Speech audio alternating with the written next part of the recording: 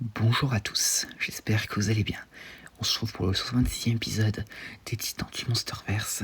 Aujourd'hui, je vais vous parler de la chenille piétineuse. Et donc, commençons. Donc, le nom de la chenille piétineuse fait référence à son apparence de chenille et à sa propension à piétiner tout ce qui se passe lorsqu'elle est provoquée ou pendant qu'elle se rue. En termes d'apparence, les chenilles piétineuses ressemblent à s'y méprendre à des chenilles géantes avec des poils verts et des épines oranges recourbées sur le dos.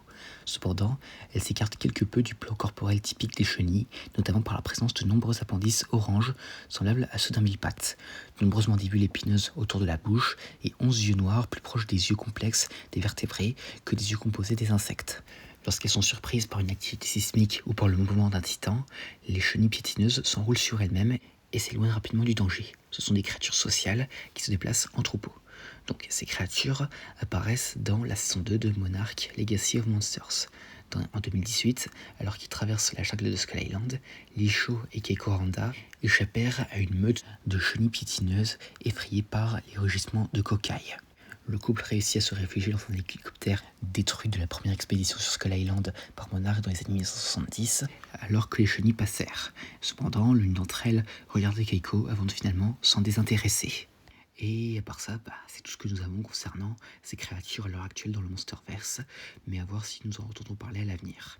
En termes de capacité, ces chenilles peuvent se déplacer beaucoup plus vite que les humains en roulant sur elles-mêmes. Elles peuvent également renverser le feuillage et les structures métalliques en se déplaçant. Et c'est tout ce que nous avons sur ces chenilles à l'heure actuelle. Pour la petite anecdote, ces chenilles présentent une légère ressemblance avec un Pokémon appelé Tourbillon, mélangé à Lomu de Nausicaa, la vallée du vent. Également, selon Cine Conrad, superviseur des effets spéciaux de Monarch Legacy of Monsters, certains monstres comme les volets piques et les chenilles piétineuses ont été conçus pour ne pas être ouvertement menaçants aux prédateurs, mais néanmoins dangereux. Il a ajouté que la chenille piétineuse était inspirée du stade larvaire du papillon Cytheronia foronea. Et donc voilà, j'espère que ça vous aura plu, n'hésitez pas à me dire ça dans les commentaires, et à la prochaine.